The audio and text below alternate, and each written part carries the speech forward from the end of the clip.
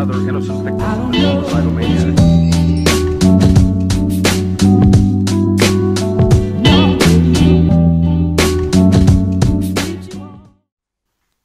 Bonjour à tous et bienvenue pour l'épisode numéro 70 du journal de bord. Aujourd'hui, vendredi, les vacances. Qui dit vacances dit forcément travail. Objectif de ces vacances, je vous l'annonce directement, 0 retard à la rentrée. C'est annoncé, c'est direct, c'est directement. 0 retard, pourquoi pas de l'avance, mais c'est compliqué, c'est compliqué. Déjà, ne pas être en retard et avoir tout assimilé de ce qu'on a fait, je pense que ce sera déjà bien. Faire en plus tous les devoirs, parce que par exemple j'ai un DM en maths, un DM en info, un DM en physique, des dissertes, voire le plan en français, je crois que j'en ai aussi en chimie, j'ai pas mal d'exos à faire en maths, on a une dizaine d'exos, en physique on a une dizaine d'exos, et vous savez ce que c'est les exos en prépa, c'est une demi-heure à 1 heure chacun. Donc 10 exos, tu sais que ça te prend la journée minimum. Donc, pas mal de trucs comme ça aussi. Je vais voir pour vraiment bosser le TIPE parce que je suis plutôt en retard. Je pense qu'on est pas mal à être en retard au TIPE. Et ça s'approche dangereusement. Donc, il faut se préparer et se prendre en main. Voilà, par exemple, moi, mon truc, c'est le TIPE, c'est concevoir et améliorer, concevoir avec les meilleures performances un mur anti-bruit à base de matériaux de récupération. Forcément, disons que la littérature, j'ai pas trouvé de formule qui s'applique au mur anti-bruit, exclusivement. Donc déjà, faire une analyse du sujet seulement théorique, c'est très compliqué. Pour l'instant, j'ai rien trouvé. Peut-être ce sera plus général en mode juste atténuation acoustique. C'est ce qu'on fait là en physique, enfin ce qu'on a fini, mais... Donc je m'aidais pas mal du cours, parce qu'on l'avait pas vu avant. Donc je m'aidais du cours pour ça, mais aussi pour les expériences. Il faut une maquette, donc il faut des matériaux de récupération, et j'y ai pas pensé. Du coup, je commence à faire une collecte chez moi. Je regarde si je peux trouver des bouts de bois pour en faire des copeaux, pour voir... aussi, je pense peut-être à faire une espèce de, pas de maquette, mais de système, où le système, en fait, ce sera un système pour les tests. C'est pas, je pense, le premier truc à faire, c'est pas créer un mur anti-bruit, c'est créer quelque chose dans lequel je mets des éléments pour faire des tests de leur efficacité à atténuer le son. Donc là, pour l'instant, c'est la principale idée, c'est faire ça, essayer de monter la machine, et puis après, prendre des matériaux de récupération, voilà, que ce soit des bouteilles en plastique, des canettes, des morceaux de bois, de la tôle, de la verdure, pour essayer ensuite de faire des tests, des mesures, et après d'essayer de combiner tout ça pour faire le meilleur mur possible. Pour l'instant, c'est pas... Mais honnêtement, je pense vraiment que le TIPE, la phase la plus longue, c'est de s'y mettre. Parce que t'as tellement de trucs à côté que tu te dis, faut que je m'y mette. Ouais, mais j'ai le temps. Non, non, non, t'as pas tellement de temps que ça. Je pense que 2 ans au TIPE, c'est bien. C'est pas trop, c'est pas assez. Parce que je pense que si t'as envie, il y a moyen que tu fasses tout un TIPE. Si tu mets un peu de côté toutes les autres matières, il y a moyen que je pense que tu fasses ton TIPE en 3 mois. Grand max. Si tu fais vraiment à fond ça. Mais comme on a beaucoup de trucs à côté, il faut que tu y ailles relativement lentement. C'est pour ça que 2 ans, c'est bien. Et la première année, c'est surtout la recherche du TIPE. Donc 1 an, c'est bien, je trouve. Bon, là, il reste pas beaucoup de mois. Donc, va falloir bosser. Voilà. Aussi vacances studieuses, mais aussi vacances. Qui dit vacances dit pas de cours, qui dit pas de journal de bord, évidemment. Mais j'ai comme projet de faire des petites vidéos sur certains sujets, afin que ces sujets, lorsque ça va surtout s'adresser aux gens qui ne sont pas encore en prépa, qui comptent faire prépa, afin que, parce que ceux qui font prépa pourront l'attester, on n'est jamais prêt de ce qui est en prépa. Je dis pas que c'est infâme qu'on se fait torturer, même si certains aspects sont relativement similaires. Mais en général, c'est une bonne expérience, mais surtout, on n'est pas du tout prêt, parce que c'est un environnement, un cercle relativement restreint, fermé. Et je dis pas qu'il n'y a rien qui sort de la prépa, mais presque, parce qu'on est tellement occupé à bosser en prépa, qu'on s'occupe beaucoup moins à partager aux gens autour ce qui s'y passe, justement. Et du coup, tu vois, c'est compliqué. Et du coup, j'avais dans l'optique de, pendant les vacances, faire peut-être une dizaine de vidéos. Pas des dizaines, mais une dizaine, où chacune des vidéos serait sur un thème en particulier. des thèmes qui pourraient se ressembler, mais chacun vraiment un truc distinct. Par exemple, supposons que je vais aborder le sujet des cols. Les cols, on en entend un peu parler avant la prépa, mais pas tant que ça. 90% des gens à qui je dis « là, je suis en heure de colle », dans leur tête, c'est « je suis collé, puni ». Non, non. Et du coup, voilà, si je peux faire une vidéo sur l'école, mais pas qu'une, plusieurs. Parce que les cols sont relativement à la fois similaires, mais aussi différentes.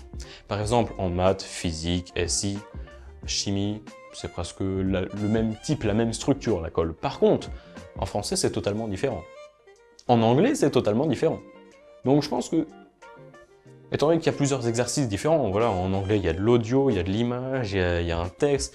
Si je peux arriver à faire une vidéo sur l'école d'anglais, une vidéo sur l'école de français, une vidéo sur l'école de sciences, et de la même façon aussi, afin que les gens qui veulent faire prépa soient plus préparés, leur montrer ce qu'ils vont faire concrètement, ce qu'ils vont apprendre. Parce qu'on apprend beaucoup, certes, mais la plupart du temps, tu ne sais pas vraiment. Et quand tu regardes le programme, tu comprends pas, parce que c'est juste des mots. Et si tu comprends pas le programme, ce que c'est, et les applications derrière, tu es là, ouais, bah, je veux prendre les équadifs. Mais concrètement, déjà, ce que tu sais, dans le mot équadif, tu sais pas vraiment ce que c'est. Et donc, si je peux faire une vidéo, entre guillemets, récapitulative du programme de maths de PCSI, 5-10 minutes, pas rentrer dans les détails, mais voilà, je liste, entre guillemets, le chapitre, je vous donne des exemples d'applications, que ça soit en maths, une comme ça, une en physique, peut-être une en chimie, une en SI, pas anglais, français, parce que français, ça change tous les ans, et anglais, il n'y a pas vraiment genre des chapitres, c'est juste de l'exercice.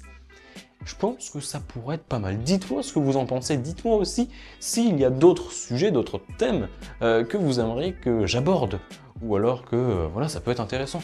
J'avais pensé aussi, par exemple, TP de physique, TP de chimie, c'est très similaire à ce qu'on fait avant le bac. Les TP de chimie qu'on fait en terminale, c'est quasiment les mêmes que ceux qu'on fait même en deuxième année de prépa.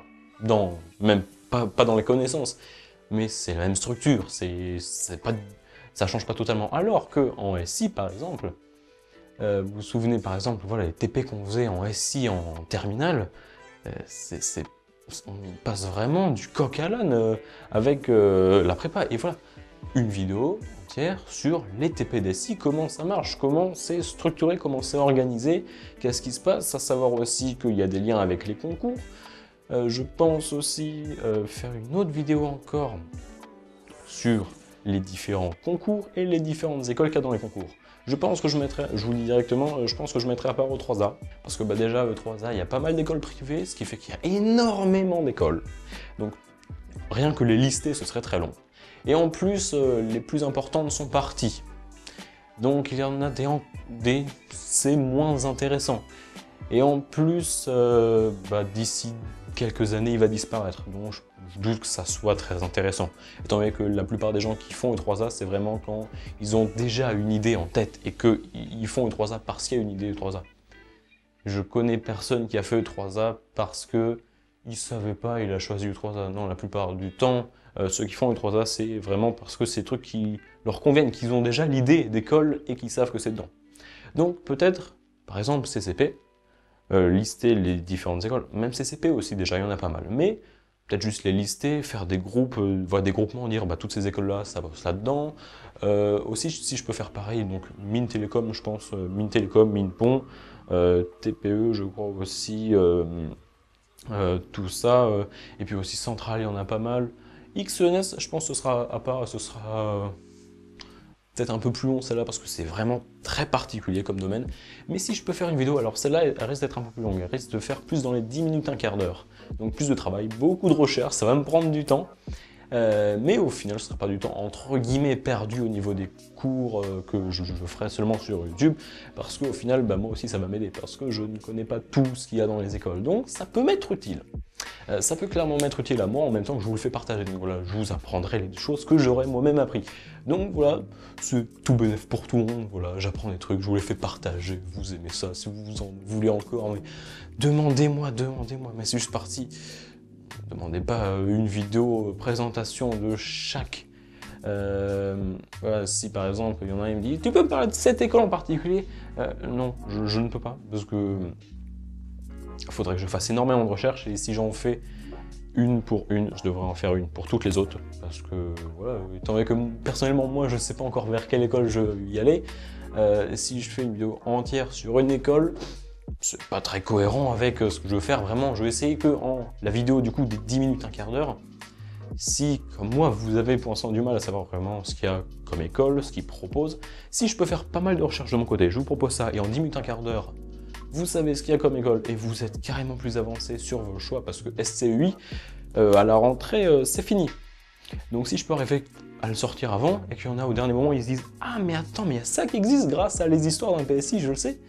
Ah, intéressant. » Et là, c'est l'école de sa vie, c'est juste parti. C'est juste parti, c'est ça qui est proposé. Donc voilà à peu près toutes les types de vidéos que j'aimerais faire. Il y en a aussi des, je dirais pas hors sujet, mais hors thème, parce que là, c'est beaucoup donner des informations sur la prépa, des trucs à des thèmes spécifiques.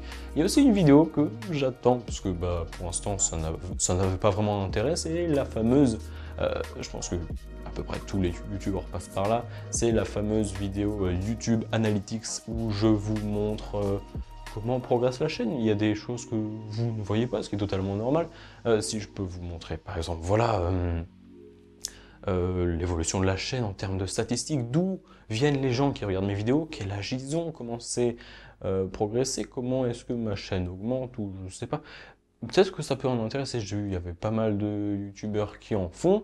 Par exemple, Emeric Estudiant, voilà, je fais souvent des shout-outs à lui parce que bah voilà, c'est lui qui m'a inspiré, forcément. Et du coup, bah apparemment, ça vous intéresse. Donc je doute que ça soit totalement hors sujet. Donc si vous trouvez que c'est vraiment, vous vous en fichez, qu'il n'y a pas besoin de le faire, que ça vous passe au-dessus de la tête, dites-le moi, j'en ferai pas. Bon, s'il y a eu une personne qui me dit « Moi, j'aime pas trop », peut-être qu'au final, je vais rester dans mon optique parce que moi, personnellement, ça me plaît. Moi, j'aime bien voilà, vous faire découvrir des choses, un peu les faces cachées, parce que là, faire pour l'instant l'envers du décor ou les coulisses de les histoires d'un PSI, il suffit que je prenne un miroir, que je vous montre le téléphone, et c'est fini, en fait. Donc, même si c'est un peu plus que ça maintenant, voilà, il y a une lampe, il y a un micro, il y a l'ordi, c'est un peu plus développé qu'au début de l'année où il y avait une tonne d'écho. Mais voilà, donc voilà à peu près ce que je compte faire pendant les vacances. Voilà, je vous livre ces cadeaux, c'est gratuit. Vous avez à peu près mon emploi du temps. Bon, je vous informe aussi que absolument rien n'est tourné. C'est-à-dire que voilà, je vous ai donné plein d'idées, j'ai juste les idées. Je pense que ça va être extrêmement au feeling. Soit je vais essayer d'enchaîner les vidéos. Je doute, du coup, faire énormément de montage. Parce que si je fais de la recherche ou si j'explique les trucs au naturel, c'est pas scénarisé du coup. Il n'y a pas un plan à suivre, c'est une explication. Par exemple, les nouvelles définitions, la vidéo, c'était vraiment, chaque fois que je cherche un sujet, je fais, il y a des cuts et tout, des changements de personnages, des changements totalement de thème. Là, ce sera une vidéo sur l'école d'anglais, par exemple. Je n'ai pas besoin de faire de montage. Intro ou trop de la musique, voilà, un petit truc, ça va. Mais sinon, voilà, ce sera plus naturel. Ça ressemblera à un journal de bord. Si je peux, alors, voilà, mon objectif ce serait soit j'essaye d'en tourner régulièrement et puis je vous les mets au fur et à mesure, soit j'essaye d'en tourner pas mal de, genre par paquet, genre un jour j'en tourne 2 ou 3, et puis etc. Et puis après, je fais en sorte de vous les distribuer chaque jour, parce que si je vous en mets 4 d'affilée, ça risque de pas vous intéresser sur le moment, alors que les vidéos vont sans doute être intéressantes. Donc si je peux en tourner pas mal et après vous les mettre, genre je sais pas, peut-être tous les 2 jours, ça peut être intéressant pour pas mal de monde, j'espère et je pense. Donc voilà, mon emploi du temps des vacances de Noël. Quoi d'autre? À part YouTube, tout ça, machin, le travail, je vous invite, donc oui, le TIPE, j'ai dit, je vous invite tous à travailler énormément pour donc ne pas avoir de retard. Comment ça s'est passé sinon? Revenons sur l'épisode d'aujourd'hui, l'épisode 70. Comment ça s'est passé aujourd'hui? Aujourd'hui, 2 heures de français. 2 heures de français. Elle a rendu les dissertes.